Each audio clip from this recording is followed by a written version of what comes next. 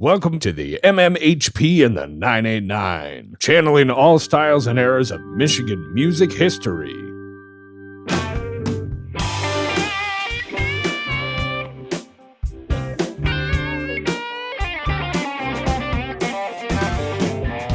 Hello, Michigan music lovers. This is Scott Baker. I want to welcome you to the Michigan Music History Podcast. I am flanked by Michigan music royalty. To the left, Dr. J.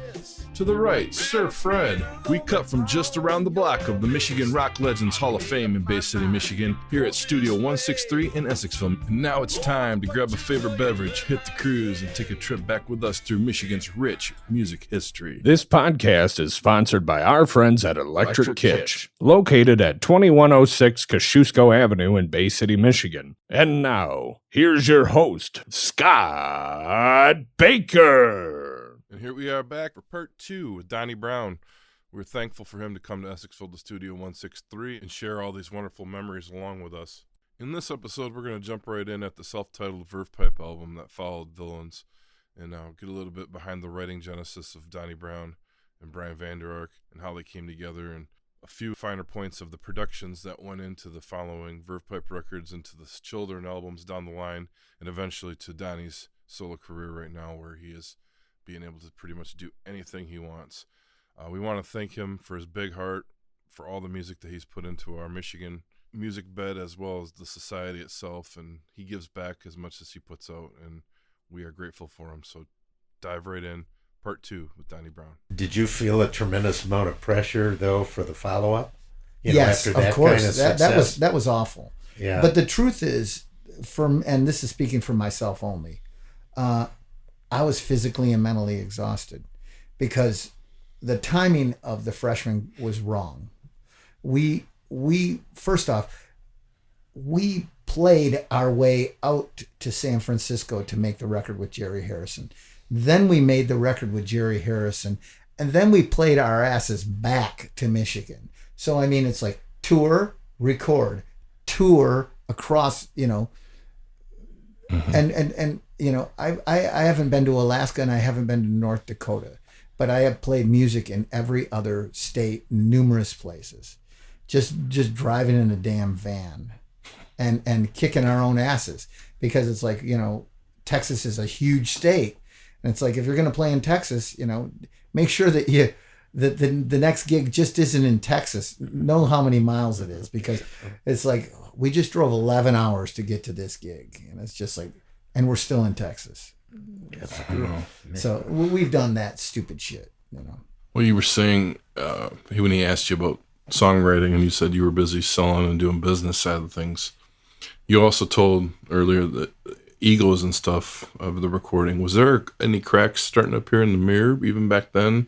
Oh, I think personal relationships and music relationships are wrought with that, because it's a creative medium, it's just like one person loves this and knows why they love it and feels wholeheartedly 1,000% that this is the way to go, and the other person may feel the exact opposite, and Brian and I were those two guys, Okay. It just was that way. But I always felt best when he had written a song that I dug and that I loved, and that he let me do something with it, so that was where it was like, it was good. What was the first one of those that you guys wrote? Oh gosh, that you're like still to this day. I would be on Pop Smear. Yeah. And I'd have to go listen to it. Well, Honest was a co-write. Yeah, that was a good one, and that was a good co-write, because it was like, okay, now we're going to have a guy play percussion on this. Now we're going to have AJ had a great nylon string guitar that he could play the shit out of and play like pseudo flamenco stuff on. It's like, well, let's write a song that has that in there. He does that, and he does it well, and it sounds cool. Let's just do it, So, but that was then, that was the time of that. Oh, I was just curious. When you two did come together with a smile at the end of the day, was there quite a few of those in the canon those years? Yeah, Okay. we took with the good with the bad, but we were definitely each other's We definitely, A yin and a yang. And yeah, exactly. We were, Yeah. we were. Well, that led us to the follow-up, which, Gary, you were asking about. Well, yeah, that's the one that was produced by was it Michael Beinhorn? Michael Beinhorn, yeah, from Soundgarden. yeah. The second one. What? How did was the label direct you toward them, or did you make the contact with them? How did that work? We had talked with Jack Joseph Puig about making the record, and Jack Joseph Puig didn't think we had the songs. I remember that. Jack Joseph Puig flew to Michigan and came to the studio that we were working out of called Station C in Grand Rapids, where we recorded Pop Smear. And he came there and we played him the new record. We played it physically. He got behind the board, dialed things in, and we played him all the stuff that we had for the record. And he didn't think we had the songs. He didn't think we had a song that was worthy of a band that was a platinum band at the time. And that, at least that's my recollection of it. And so we were like, okay, well, there were some egos at play, and some people saying he's wrong, and we'll find the producer who believes in these songs, and so it started a new search, and of course the whole time we were writing, but hindsight, I wish we had. If what I was saying earlier about the timing of the Freshmen, that the hard part about that is we toured and toured and toured. And then we release this record and we go out on tour and we release 2 singles and make 2 videos, and we tour as an opening act and play 2 summers of radio festivals, where you play at this time, and then you go to the radio station in the morning and do their drive time shit and things like that. All these things that just physically and mentally exhaust you. And then you have to, and you're sleeping on a bus or you're sleeping in a van, and you're trying to keep your sanity, being away from people that you love. And by the time the second record rolled around, I remember just being brain dead, just like walking around in a fog, being able to go up and play a great show because that was in me, and it was just like I could turn it on, bam, crush the songs, but everything else I was just like a zombie. And then we're supposed to make our second record. We had really we were on the road 2 years, for between 96 and 97. I was in Michigan for 17 days. Wow. And I slept in my own bed 11 days out of 2 years. And I mean, that's just exhausting. Man, I imagine RCA is probably putting a little bit of pressure on you guys for that new record. It was awful. Yeah. I mean, it wasn't anything that we didn't already have put on ourselves. But I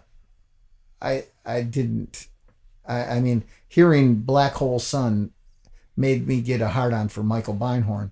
But after meeting him and working with him a little bit, that was gone forever. I had hope, but I didn't have the belief in the guy that some other people did. But that's just me personally. Right. And then the record doesn't do what everybody hoped it would do. Yeah, that was a very hard time. Yeah.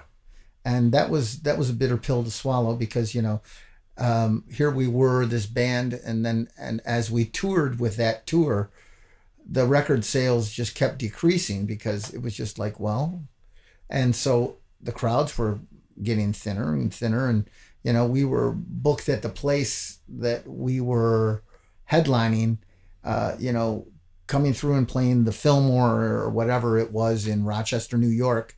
And we're going back and we're booked at the Fillmore for the second record. But the ticket sales are so bad that we got to move down to the place that we played before we had a hit. And then the record sales are so bad that they moved us down to a smaller place. And it's just like, people will come up and they'd be like, I couldn't believe we saw you here. And it's like, well, that's the fucking reality. That's the reality of it. So I know that taste. I know the reality of that. And I know what all of that, I know the good and the bad, and that's just the way it is. I mean, Well, that kind of brings me to what is really a favorite record of mine. Yeah. And that's the next one. And the one you did with Adam Schleshinger, who I love that record. I think he's an absolute genius, this guy. God rest his soul. Oh, yeah. What a loss to COVID-19 I agree.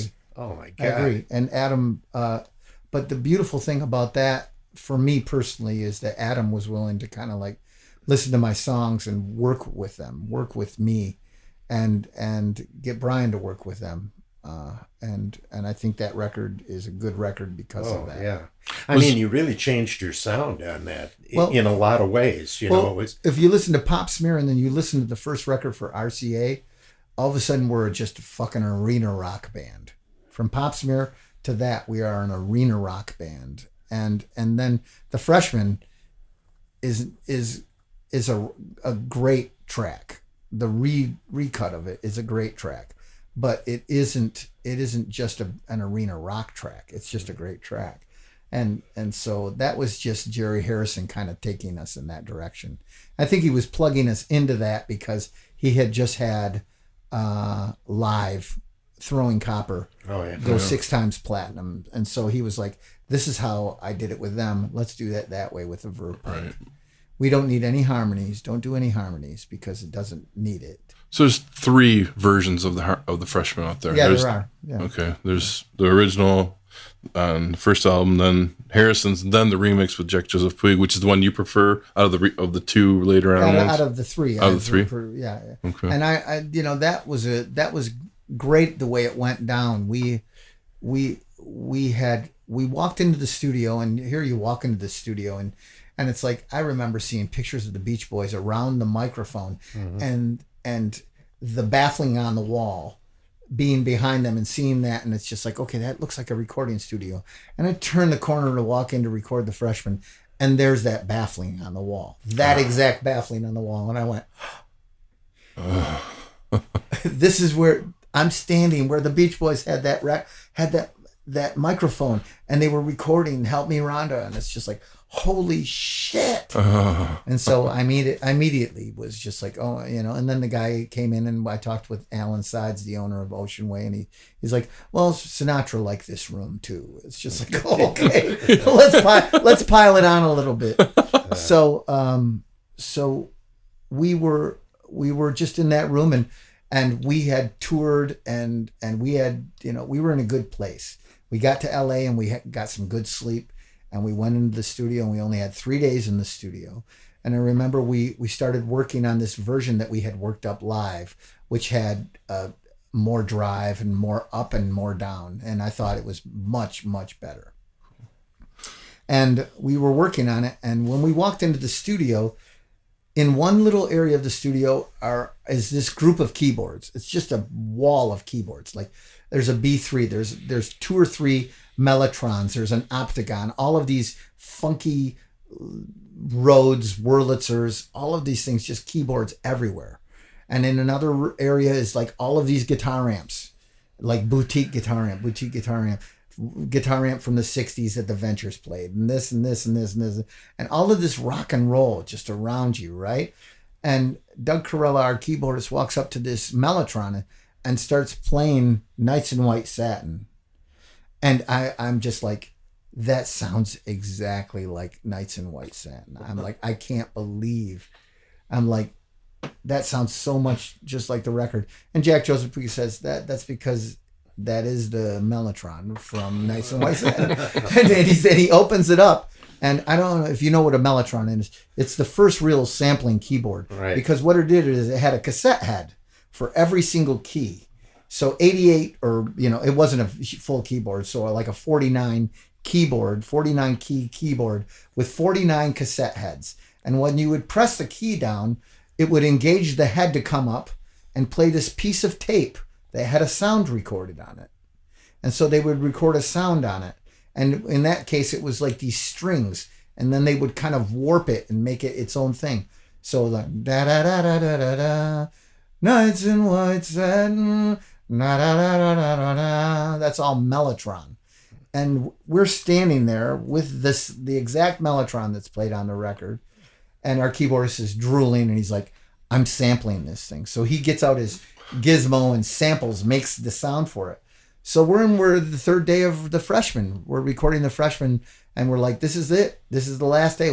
This is whatever we end with today is the record. And we had already played the record. We'd already recorded it 60 times. Just playing different thing, trying different thing here, or try a different thing here. Let's play it from here. Let's speed it up. Let's slow it down. Let's do this. And I felt great about where the drums had gone. Like the sound that I got out of the drum set, I changed to a bigger bass drum. I did this and did that. And it's just like, okay, I'm feeling this. I really feel it. But there's not something immediate. It's like, it still needs something. And so we got to like the second pre-chorus of the song. And Doug Corella, our keyboardist, plays the Mellotron patch from Moody Blues and goes,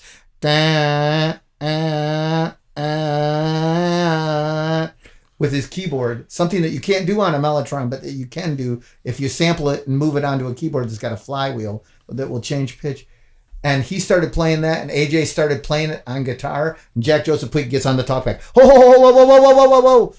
Do that when it comes to that time. But Doug, you take it first. AJ, you creep in. All right, let's take it. And then the second time it comes through the chorus, everybody in the band immediately felt the song start to go, oh, here it goes. Here we go. Here we go. And we played it 3 times. And the third time, Jack Joseph Puig got on the mic and said, that's it, guys. Record's made. So the record that is the Freshman is my third performance, a live single track. No editing. It's AJ is same. Doug Corella, same. Brad, same. It's all of that. The only thing that was overdubbed was Brian's guitar at the front and his vocal. So it's a take. It's a take. So in Ocean Way. Yeah, at Ocean Way with Jack Joseph Puig. And I remember we finished it and they brought in this independent radio programmer who was very much a huge Verve Pipe fan, and she'd come out to numerous songs and she loved the Freshman. And she was like, oh, they're redoing it, thank God. And she came in and she heard it and she's just bawling her eyes out and she's like, it's a hit. So we were like, oh, great, she says it's a hit. And she was right. Yeah. But just the power of that, where somebody stumbles on just to the right idea at the right time. And that's what Doug Corella did, playing that little riff. And if you listen to the record, it's like when he does that, now you hear it differently. You're going to go, that's the Knights and Knights. I know. and people don't know that, but Doug and I just still laugh about it to this day. It's just like, yeah, that was a fun thing. That's cool. That's a great story. My first interview with you guys, when you guys were coming to Saginaw back home for your homecoming show. Yeah. And I was trying to get a hold of you, and for some reason you were busy, but Doug got on the phone. I didn't know who Doug was out of all of them. Yeah, and I'm like, we had the greatest conversation. He's a good cat. Yeah. And afterwards, he wanted to make sure that we got to hang out, and I got to finally meet you face to face that night. But, before everything else kept on rolling, and I'm like, what a time of your life. Yeah, man. It was awesome. You guys, Gary was talking about Underneath and getting into that. And did you find some relaxation between the Frog album and that album? Did you guys finally get to? Did you get your head clear? I mean, really, honestly, when you get smacked down like that, and it's like, it got to the point where it was like, well, we've experienced highs and we've really experienced some lows. Let's just get back to playing music. And I think that did good things for the band and good things for the egos, Awesome. And so I think the record was better because of that. So. Oh, you got some great reviews. There were some good reviews. Yeah. It was an odd time. It was an odd time to be making records for RCA, because at the same time they had this band called The Strokes that everybody in RCA, I would go there. I would go to the building in BMG in New York City, and everybody would be talking about The Strokes. And I'd be like, The Strokes? I haven't heard them. And then, the first thing that they give me is this, last night, she says, I'm like, this sounds like kind of garage rock, but it's grooving and it sounds new in this day and age. So I think they're right. I think RCA is right to go down this road with these people. They were the epitome of cool, and the Strokes were huge. Oh yeah, worldwide. Yeah. That was a different period altogether from from Villains. I mean, that era. Yeah, but then here we are, that band who made Villains, and we made Underneath. But Underneath has got some great songs on it. It's a fabulous record. I love. I really like Brian's songs on it. I like Only Words especially, and I like Underneath, the title track. Mm-hmm. I always liked your song "Is It Worth It." Yeah, it's just a great groove. I like that tune. That was just like a little mood piece, and we did that. Like with all the lights off, and just like with me playing this hypnotic drum thing, and I had written all these words on a sheet, and I'm like, Brian, look at the sheet, and whatever feels right to sing to you, sing. And so that's kind of how it came out. That was a good time. Awesome. That was a fabulous record. Did the tour? How was the tour for that? Underneath? Yeah. Underneath, the tour was pretty low key. Yeah. Yeah, because at the time, the Verve Pipe just didn't have a place on radio. Right. And the sound of radio was changing. It was Limp Bizkit into the Strokes. So it was like, if you're playing harder rock, you're going to be Limp Bizkit and Incubus on this, and Deftones, 93, the 93.3s of America. Mm-hmm. And if you're playing more the 89Xs of Detroit, then the Strokes are your darling. Yeah. And the Verve Pipe were like, well, we're writing rock and roll tunes, but they're kind of in between there, and they're a little more introspective. At least that album was. And you guys were vets at that point too, like shaping and creating your own territory, which completely keeps you separate from the hot spots, I suppose. I don't know. The other thing is that we were already older cats. Yeah. So it's just not like we had like a young thing going for us, a teen heartthrob or anything like that, or that we didn't have enough of the marketing side of it to that. I don't know. I haven't thought about it too much, because really, when it comes to any kind of music, I just take the music for what the music is, and it's odd to me because I trust that in myself. And so when I listen to Underneath, I can hear the beauty of it. And when I listen to the second Frog record, it doesn't move me, because not because of I know what went into it and how much of it didn't happen, but because it just doesn't move me. So I mean, just the feels. Yeah, it just doesn't feel right. So I remember picking up a Spin magazine. I think I was reading the cover story, and I can't remember who it was. And I got to a part, and here's you guys, and was it in a bar in New York, throwing food or spitting food or something? Yeah, Chinese place. I remember that. And I was like, whoa, this is pretty cool. I mean, out of the left field, here's Verve Pipe and Spin. It was pretty cool to see that. Yeah, that was odd. I mean, at the time, Spin was the harbinger of cool, Yeah. They were like the Pitchfork of the time period. Exactly. Thank you. Now, going on, man, towards the end of your tenure with the Verve Pipe, you did the first the album following Underneath. Was that the first Kids record? Yes. Yep. We did that, and I recorded a lot of that at my house in Lansing. Did you guys kind of take it back to the? No. Here's how that happened. We got approached by a gentleman, a friend of mine by the name of Mark Miller, who has Harvest Studios in Lansing, and they do jingles and they do television and they do commercials, and but they got approached from Meyer to make a kids record, and they were like, listen, can you round up some musicians to make a kids record on behalf of Meyer for St. Jude Children's Hospital or something like that. So Meyer is like, okay, we'll make the record and everything. You donate your song to it. And so I was talking to Mark Miller about it, and at the time, Brian was singing a jingle for him or something, and I was playing drums on another jingle or something for him. And he talked to both of us about it. And we both went home, and I wrote 3 songs, and Brian wrote 3 songs. And we got together and we played these songs for each other, and Mark was there.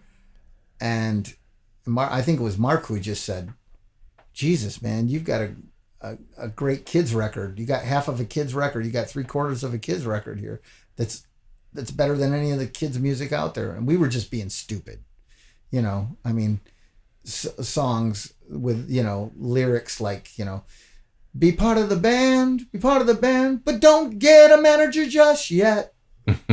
Singing that to kids, you know, it's just like, I meant that. I wrote that, but it's just like, our manager was like, don't sing that. I'm like, no, that's the point of the whole thing. The whole point of the whole thing is because I would meet these kids who were playing at the Red Eye Coffee Shop in Saginaw, you know, and with 2 guitars, and they'd be talking about, well, our manager says to do this. And it's just like, your fucking manager? It's just like, you know, you just got done making me a cup of coffee. You can barely play the guitar, and you got a manager. And it's just like, so I did, that's how I wrote that song. That record is fabulous, though. I love that record. That took a lot of balls. That took a different direction. That is the alternative of the alternative, is bringing out this reality and having fun. Well, you know, Brian had kids. I had nieces and nephews.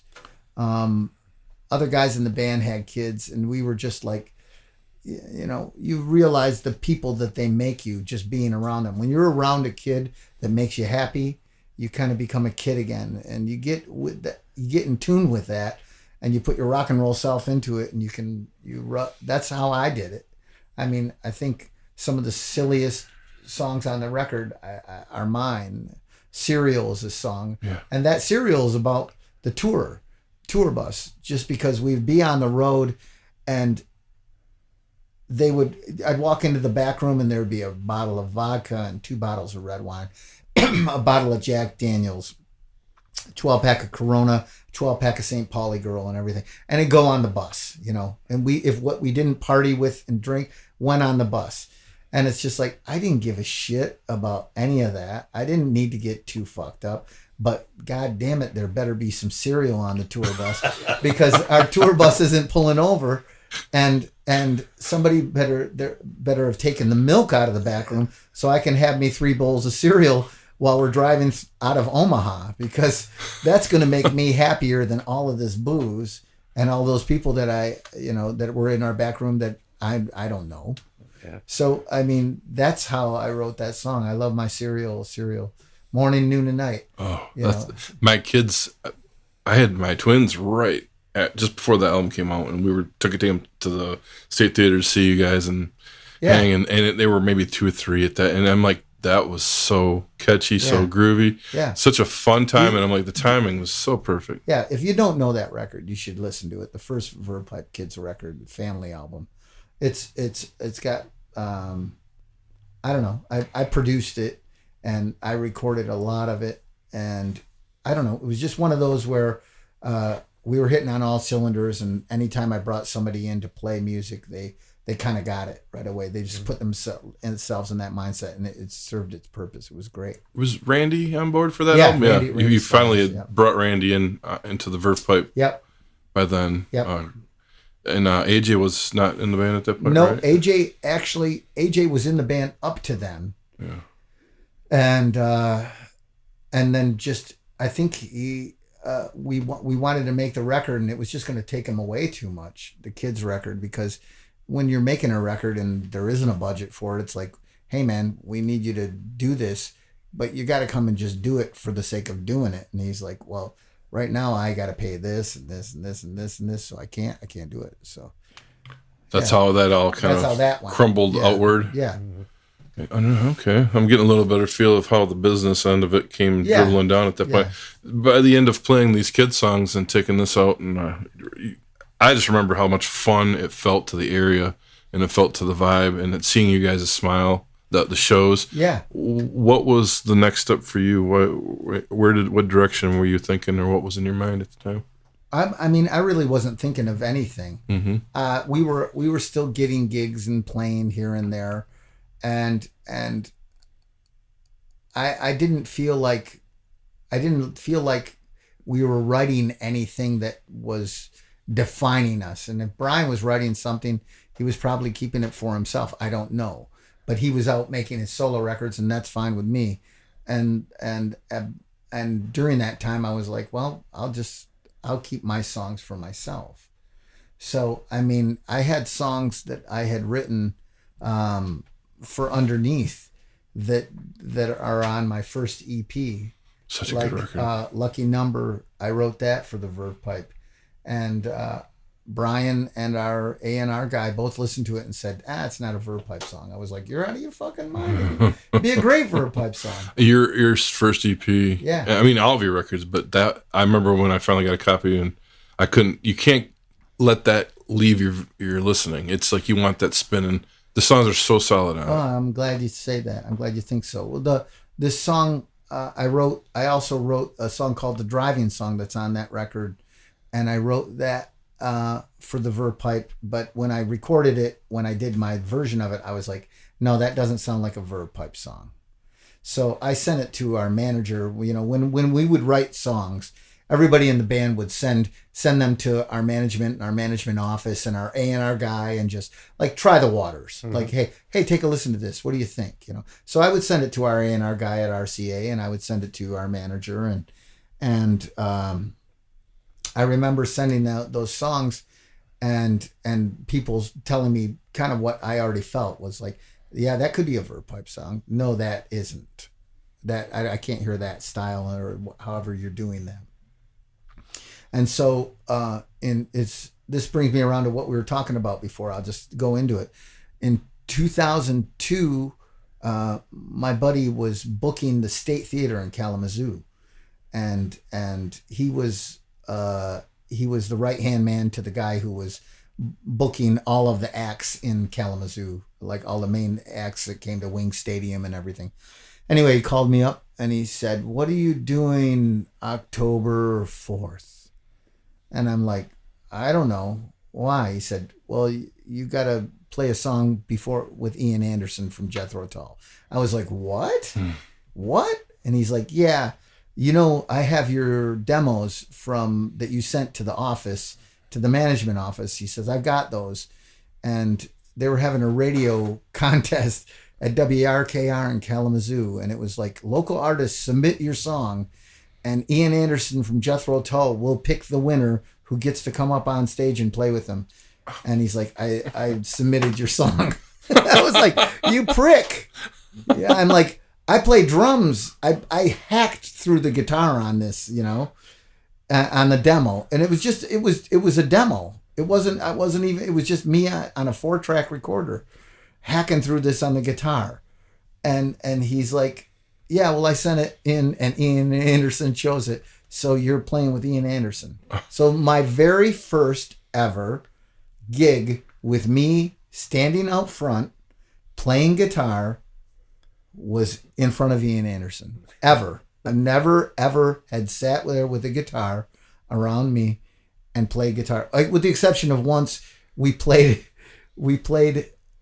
at a dive bar in Knoxville, Tennessee on our tour back from making the first record for RCA, and there was nobody there, and they set my drums up underneath this stairwell. And so I sat on the drum chair and I sang Desperado a half step off deliberately. I played it on guitar and sang it a half step off. And there was nobody there. I did that just to put a grin on everybody in our crew and band's face. Well, we're going to invite our radio personalities back to the stage now. They're nice fellas, really. Hey. We're going to also invite onto the stage a local musician, and we're going to play backing group for a while. So we should, without any further ado, I don't think we should do it all. We shouldn't do it all. It's not unless we really mean it. We have a local fella by the name of Donny Brown. Is he known to you? Ever heard of Donny Brown? Absolutely. You know Donny Brown. From the Verve Pipe, ladies and gentlemen. Right. Yes. Very successful. Hometown boys done good. Donnie, Drummer, come over here. songwriter. Hi, Donnie. Donnie sent us a song last week, which I have to say, listening to a lot of people that send us these things, our musical guests during this tour, some of them are, just kind of a little basic, a little bit untutored, but Donnie has a really skillful piece of music, which he's going to sound great. We're going to be struggling to keep up with him, but it's a fabulous thing. We had a little practice at it earlier. And Donnie, what is the song? Because it's called Driving Song, curiously a name of a Jethro Tull song earlier, but nothing to do with it. But how did the song come about? Well, it came about like almost all of my songs, solitary in the basement in Lansing, Michigan, where I write. And, yay, Lansing. And when I was writing music for the Verve Pipe, and this one seemed a little left of center for our band, but I liked it nonetheless. And I have to say that your band is fantastic in sound check. Great. If they can make me sound great, they're quite good. So. Yeah, because the interesting thing is Donnie is actually a drummer, and yet he plays guitar and writes songs and knows some quite difficult chords, which for a drummer is sort of unusual. I don't know. Well, thank you. You're kind of I didn't invent the chords. Now that I think of it, Phil Collins, of course, is a drummer who also sings and writes music and has a hairstyle somewhat similar to ours. Thank you. So, Donnie, we'll get up there and do this thing. My pleasure. It's a piece called Driving Song. We'll hope we can do him justice. Here we go.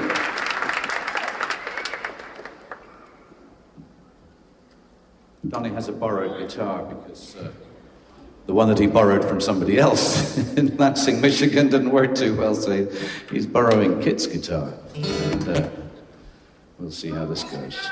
So, yeah, just let me plug in. Right.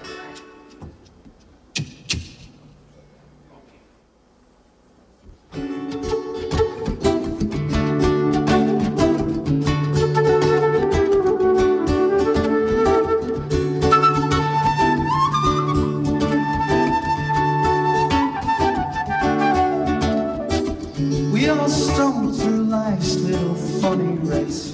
The typical challenges we all face. The knot in the shoelace you cannot tie.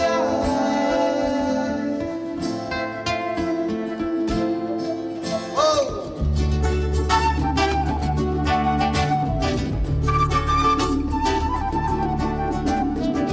In a rush to get history underway, remember that the world wasn't built in a day. Wherever you're going, you'll get there in time. So why don't we take to the open road? Let the highway lighten our heavy load. Put all our differences aside. Get behind the wheel and drive. I'll come along for the ride.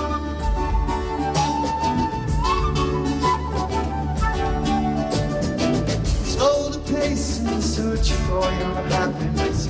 We're all under construction from the very first breath.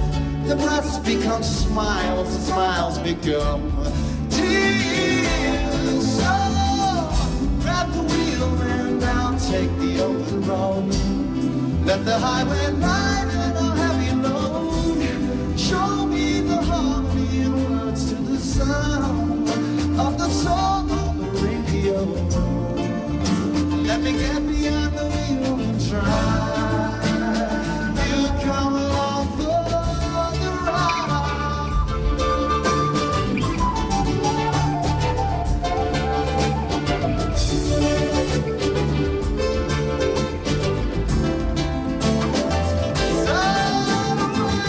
Grab the wheel and I'll take the open road.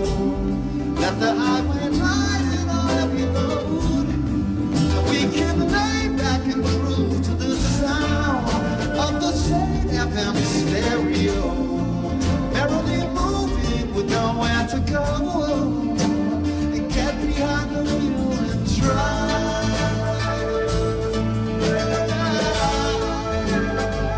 I'll come along for the ride.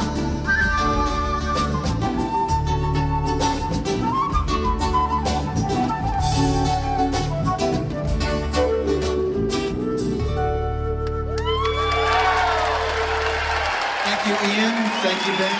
Well done, fantastic or what? A really nice song. Good stuff. Donny Brown. Well, thank you. How about that? Thank you so much. Thank you again.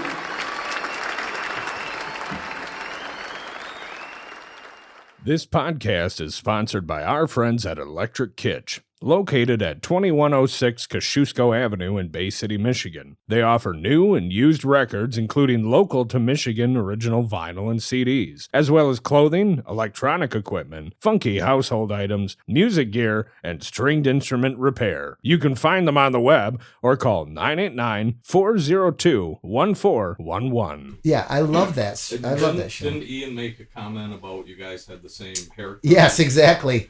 Yeah, I've got that. Ian introduced me and said, he's said something along the lines of, well, we get a lot of songs submitted and some of them are good and some of them are okay, but Donnie's given us something really difficult to work with and we're going to have a hard time keeping up with him. And I was like, oh, Jesus, Ian.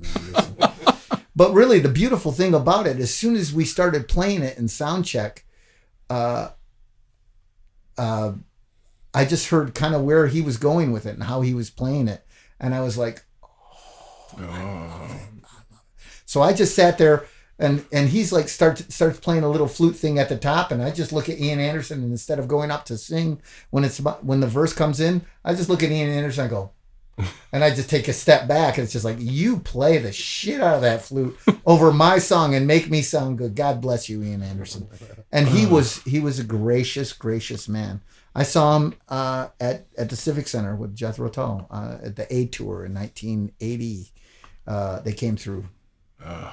That was 80. That was 2002 though that you had this happen. Yeah, the 2002. Yeah. So wow, right around the Kids record time period. No, Kids record was much later than that. 2009. Was it later? Okay. Yeah, okay. But this was right after Underneath, and this was one of the songs that I didn't think should be submitted for Underneath, and so this guy sent it to Ian Anderson. That's crazy because Larry McCray had that similar story where someone in Lansing sent one of his songs in for a contest. Yeah. And Phil Lesh picked out the winner to jam with him. Yeah. And it was Phil Lesh of the Dead, and he ends up on doing 2 Dead shows with him, or two Phil and Friends. Yeah. In New York, and because he won the said the same thing.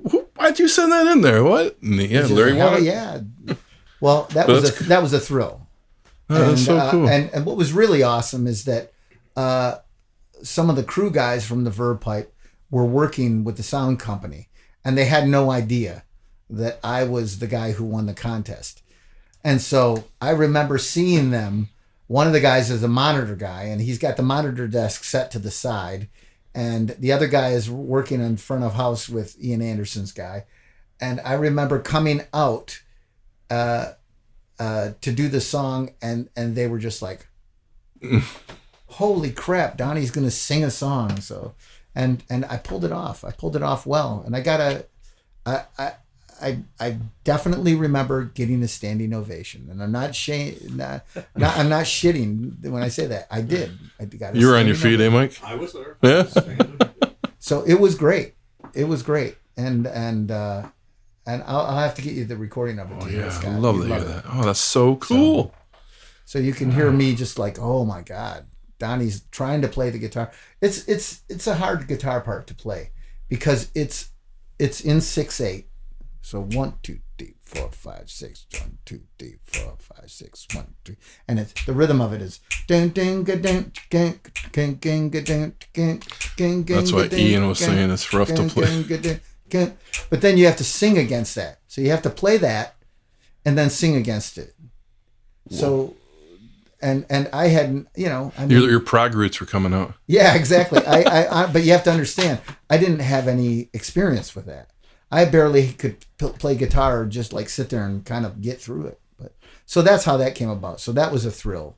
But that takes me back to what we were talking about earlier, and when we were talking about this, about just loving music and loving records. I mean, like I remember looking at my Aqualung record and just saying, is that Ian Anderson or is that Aqualung on the cover? Yeah. Because they looked a little like. And my brother, went and saw Tull at the Masonic Temple and came back and told me all about it and gave me the Teacher or the Benefit record with Teacher on it. I'm just like, listen to this. And so I'm listening to these records as a kid, and here I am seeing this guy and seeing the flesh and blood that he is standing here, watching him clean his glasses and put them back on and talk to me just about a song. And the whole time I'm just like, where are my brothers? My brothers need to be here with me because they would crap themselves. They would appreciate this as much as I am.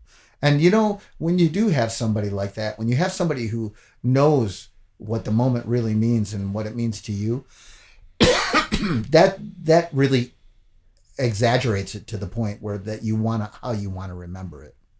Oh, yeah. So when I got a recording of that, because it was live broadcast on WRKR, I got a live recording of it. I gave it to my brother Ron, and my brother Ron was just like, "You're kidding me! Holy Jesus!" So yeah. But that's really what I'm grateful for. The success of the Verve Pipe is that it's opened. It's given me a chance to do these things and do those things, and I try to make sure that I play well enough to be worthy of them. So your songwriting also really blossomed. I mean, you really got to take your songs out, and you're still doing that. I hope this new record, I'm working on one right now. I hope that it continues at least in a pattern of showing some growth. Like, okay, I'm going a little that way or a little that way. That's what I want.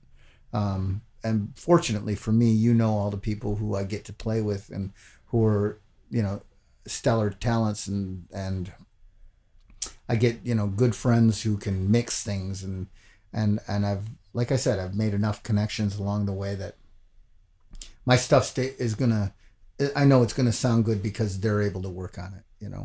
That's awesome. Yeah. You're leaving the Verve Pipe. Was that a little sad time period for you, or were you like, no, I'm on my way out? Yeah, it was a ladder. It was like it had become kind of poisonous. It was just like something that I didn't feel good doing it anymore, and that was the hard part about it, because it's like I love playing music, but this is the antithesis of that. This is like it's hard to do. It's hard to play because I just don't enjoy this scene, and so I stepped out. Mm-hmm. Yeah.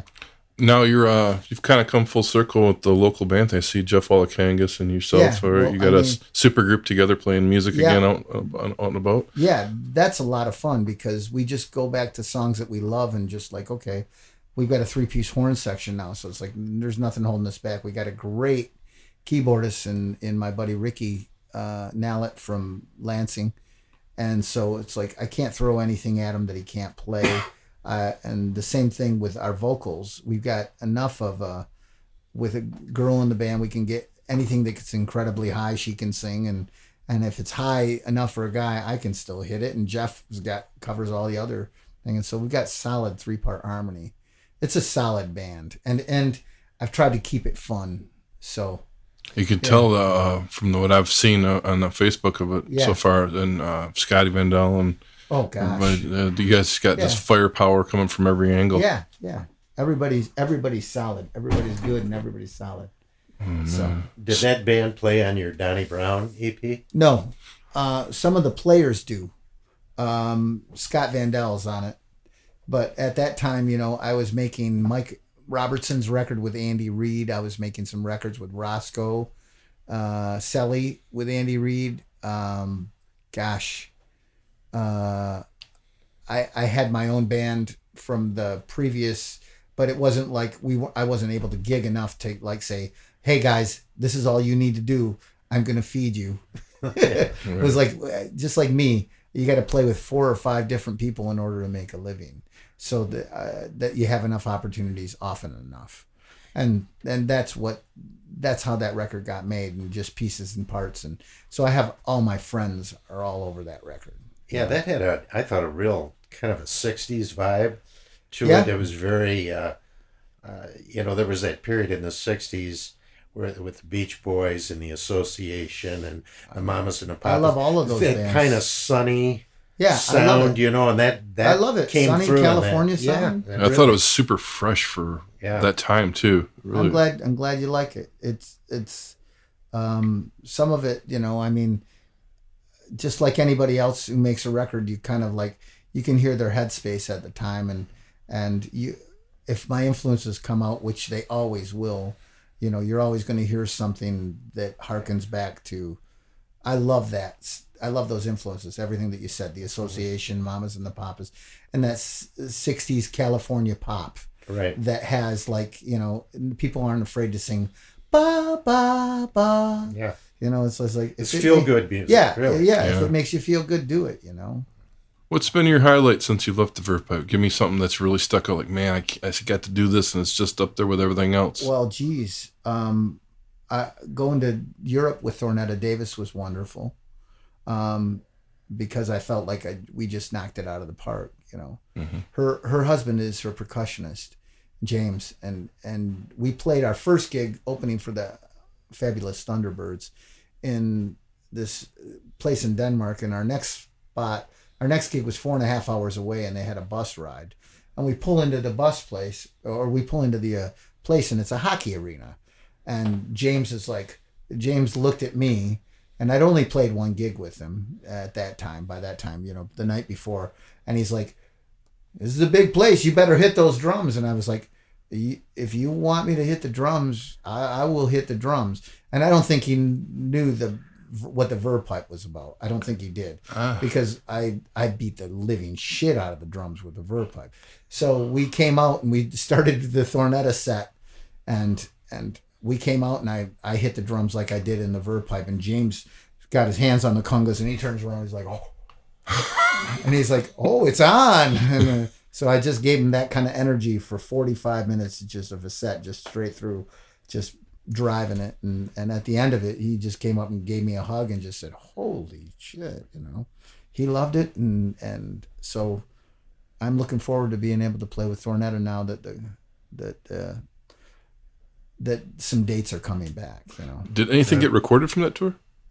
No, not that I know of. Not officially or anything, but maybe some of your own. I don't know. No, I don't know. I mean, I don't know any of the promoters because of the European contacts, and because of me just being the drummer. Right. But I would be awesome if it were. I'd like to hear that. It sounds some slamming stuff. She's so intense on her own too. She's great. Yeah. She's great. She's got soul, man. Yeah. Do you have any stories you've never told from any of your eras that you were like, I'm sure you've got Verve Pipe stories are endless. I've heard of some of them, but something you've never told that you always kind of want, this is a good story someday. Well, I mean, that no one's really heard. we were talking about Adam Schleshinger earlier. So, when the Verve Pipe went to Sausalito to record Villains, it's 1995. And Jerry Harrison flies down to Los Angeles. He takes a day off the studio. He's like, "Guys, I'm not going to be here Saturday. I got to fly down to LA. I'm meeting with Tom Hanks. He's got a new movie called that he's working on. And I'm going to meet with him about being the music director on it." So Jerry flies down, and the next day we come into the studio, and Jerry's there, and he's got a script, like big, thick script. And he's like, "This is the script for Tom Hanks' new movie, and he needs a song called That Thing You Do." He needs a song called That Thing You Do. And so Brian went and started writing for this movie. I went to my houseboat. We were staying on a houseboat in Sausalito on the bay. And I just started writing a song called That Thing You Do. And so I recorded this song, started recording it on my 4-track on the houseboat. Right? And I'm just playing the guitar, hacking through. And the next week, Jerry says, "I got to go fly down to Los Angeles to meet with Tom Hanks again." And so I'm hopeful. I'm like, I'm going to finish this song and give him That Thing You Do. And I'm going to get a song in a movie. Jerry flies back and he's like, "Yeah, they already got a song. They already got a song called That Thing You Do, and it's awesome. I've heard it. It's awesome. And I am not getting the gig. Jerry's like, I'm not getting the gig, so you no longer have an in with Tom Hanks. It's like, okay. So I just had this song called That Thing You Do, you know? And then it turns around, here we are about to make Underneath for RCA in 1999, 2000. And one of the guys who might produce it is Adam Schleshinger from Fountains of Wayne, who wrote That Thing You Do. And so we're sitting, I can't remember where, me and Adam and it's the other guys in the band. And I said to Adam, I'm like, you know, That Thing You Do is about the most perfect song ever written for a movie. I said, it couldn't be any better. I said, I wrote a song called That Thing You Do because, and I told him about Jerry going down. He's like, well, let me hear it, you know? And so I played him my version and he was like, that's pretty good. I'm like, nah, it's good, but it is not what yours is. So I was fortunate that he actually got to hear it. And then Andy Reid brought Mike Viola, who was the guy who sang That Thing You Do and did all the lead vocals for that whole movie. He was the voice of the guy in the Wonders. Andy Reid brings Mike Viola to play at the State Theater with him in Bay City. And then the second time he brings Mike Viola from Los Angeles, he asked me to play drums for him. So I'm playing with drums with Mike and I'm like, hey, Mike, here's my version of That Thing You Do that you sang for the movie That Thing You Do that I played for Adam, who wrote That Thing You Do with you. And here, listen to it. So I got to play it for these two guys. And that was just awesome. You know, I mean, that's great. It's just, you know, it, and I think that my version is decent. It's definitely not as great as Adam's. It was absolutely perfect. It is. For the time period they were trying to portray. Uh-huh. That guy was incredible. Did you ever watch that show that he wrote music for called My Crazy Ex-Girlfriend? No, I didn't. I'm not absolutely phenomenal. I know. I heard that because, like, didn't the title character, wasn't she singing all the time, right? Yes, and you know what? They would do these different skits and different style of music, and he would produce these great little songs. You know, I was just flabbergasted how talented he was. He was incredibly talented. Here's how talented he was. I flew to New York when we were going to make our record with Adam, and I gave him my songs. I gave him maybe 10 songs, and he said to me straight out, "These 4 are just not happening." He's like, there's not enough to them. He's like, we can take the time and try to make something happen with them. But he said, but these 6 really are happening. He's like, let's blow these up. I was like, great. So that was all of my songs that went on underneath. I had, Happiness Is, Never Let You Down, Gotta Move On, Medicate Myself. I Want All of You. I Want All of You. I love that one too. Yeah. That's a great song. So anyway, I'm playing I Want All of You to Adam, and Adam says, you know what this needs? And I was like, what? And he said, it needs a Mick Jagger Rolling Stones moment. I'm like, what do you mean? And he's kind of like doing a Mick Jagger impersonation and starts going,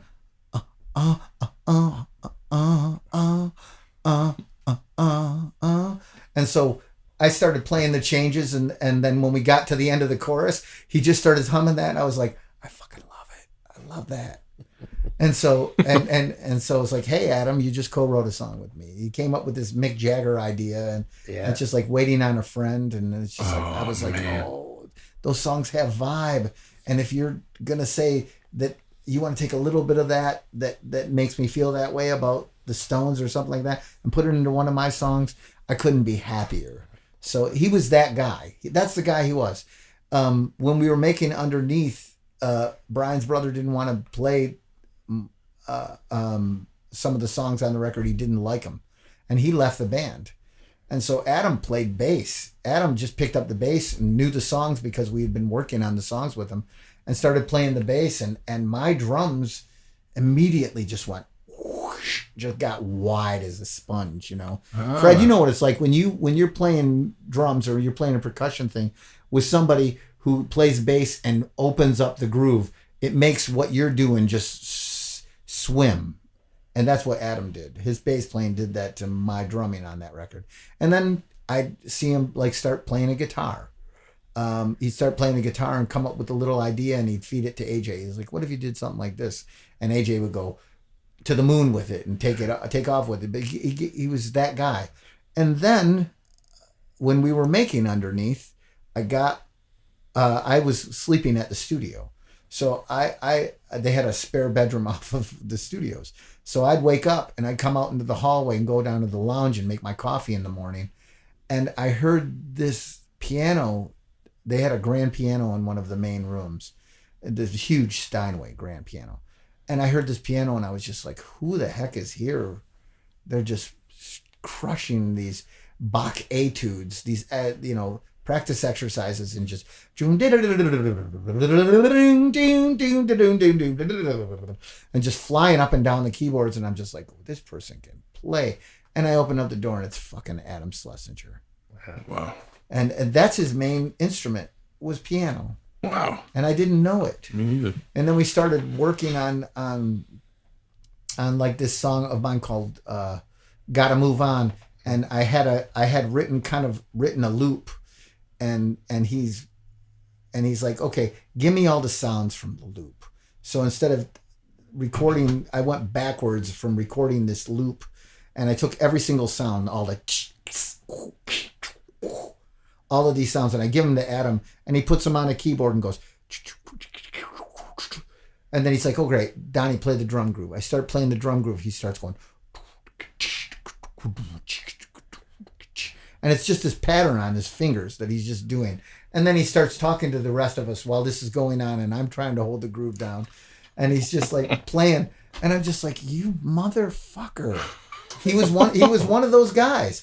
Yeah. And then and we went, and lastly about that record, we when we went in to mix it, we were working on a song of mine called Happiness Is, and I said, Adam, I've always hated the bass part. I said, I don't think the bass part moves enough. It isn't. I can hear the difference between the bass that you played and what the old guy did on this, and I want some of that fire of what you did. And so here we are mixing it. We're mixing it. The record's done. The tracks are all cut. And fortunately, the guy mixing it is a guy named Chris Shaw, who does all the Bob Dylan stuff. And he and Adam are great friends. And he just says to Adam, just go get your bass. And Adam, we were in New York City mixing it. Adam called up his wife at the time and said, hey, we're sending somebody by to pick up my bass. So that we sent a guy from the studio, take a cab over to Adam's house, grab his bass, bring it back. He brings the bass in, and while he is mixing the fucking song, Adam plays the bass part. That was awesome. Oh, yeah. Wow. Yeah. So there was only 3 of us who saw him play that bass part. Me, Adam, and Chris Shaw. Damn. We were the only ones in the room. And it was just awesome. And if you listen to it, it's just like, that's a live performance of him playing the bass part on a song that he did. And if you listen to the bass part, there's a lot of, like, he slides up the whole neck so that he has to get to his note at the right time. And he's just doing that, and it's just natural. He just spewed music. Yeah, he did. And he was extremely bright and extremely witty. So, like, if you listen to, I think he won an Emmy for the song that he wrote for the Tony Awards, where Neil Patrick Harris wrote Broadway, It's Not Just for Gays Anymore. Right. Adam wrote that song. Yeah. I mean, that's the kind of guy he was. He was going to write a song called It's Just Not for Gays Anymore. Yeah, he did a lot of music on a lot of television shows that, are so different from what he did with you guys. Yeah. And what he did with the Fountains of Wayne or Tinted Windows, the groups that he was in, which I love all that stuff that he did as well too. And you guys, you and Andy Reid did a tribute song for him. We did, and that was from Interstate Managers, right? Welcome Interstate Managers. Right. It's just a song that we both loved. Yeah, it's a great tune. We were fortunate. We, Adam and I stayed in touch, and Andy and I and his brother Jason were already huge Fountains of Wayne fans. Adam's band, Fountains of Wayne. And they were coming to Chicago, and they were playing at the Vic Theater. So we bought tickets, and I called Adam up, and I'm like, hey, man, I'm coming to your show tonight. He's like, well, come on back, hang out. You know, I was like, great, awesome. So before the show, here I'm taking Andy Reid and his brother back to see and hang with Fountains of Wayne and have a beer with them before they go up and play a show that we're going to enjoy thoroughly. And then after the show, you know, Adam dials me up and he's like, hey, we're going to go here. We're going to go here. Meet us over at this bar. So we go to this dive bar, and then I think Adam or I got a call from somebody who had worked with RCA, who was working with a band called The Darkness. And they had a hit with the, do you believe in a thing called love? I believe in a thing called love. And you know, and they were playing at the Double Door. So me and Fountains of Wayne and the Reed brothers all jump into these cabs and just like hightail it over to the Double Door to see The Darkness. And so here we are just getting hot and sweaty watching a rock show after we watched Fountains of Wayne rock show and just living, just having the time of our lives. Just a great night that I will never forget. You know? Fantastic. Did you stay in touch with Adam all the way to the end? I did. Wonderful. I did. You know? What about like Jerry Harrison and Jack Joseph? No, I no, not at all. Those guys, I mean, they're doing different things, and I think they're. I know Jack is more LA. Mm-hmm.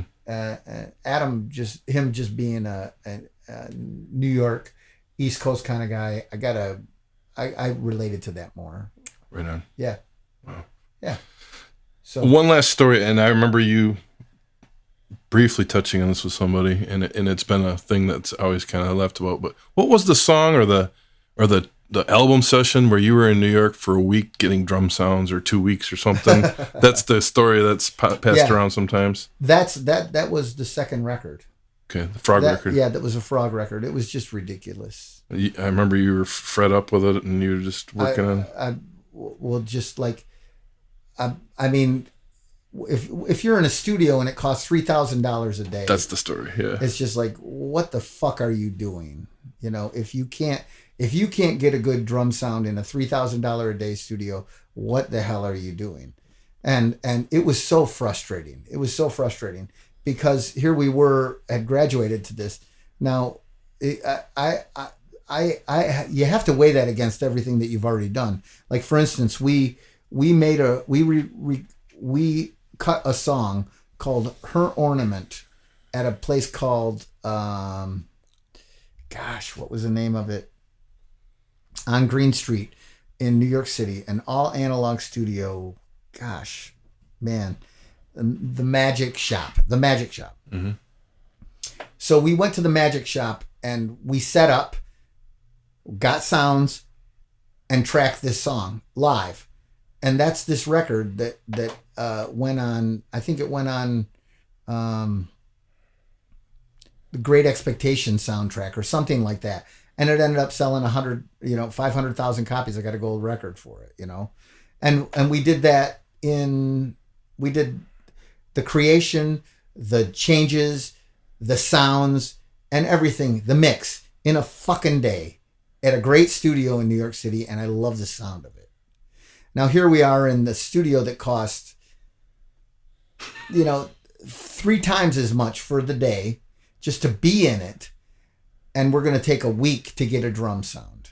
And it was just like, but at the time, I was brain dead. Like I said, we had been through so much that I was just like listening to people and saying, now that we're this platinum selling band, I'm working with people who had worked with platinum selling bands, and I'm listening to you. So tell me, please help me. Tell me. And the truth is like, they can't tell you any better than you fucking know, But like I said, I was brain dead. So I was going along with it and trying to get a drum sound when I had a drum sound when I walked in the fucking door. Did you ever get that drum sound? No. In fact, that's one of the things. I can't listen to that record because I just listened to that and I'm like, it's all wrong. I listened to the sound of the drums and I'm just like, it doesn't sound anything like what I was hearing.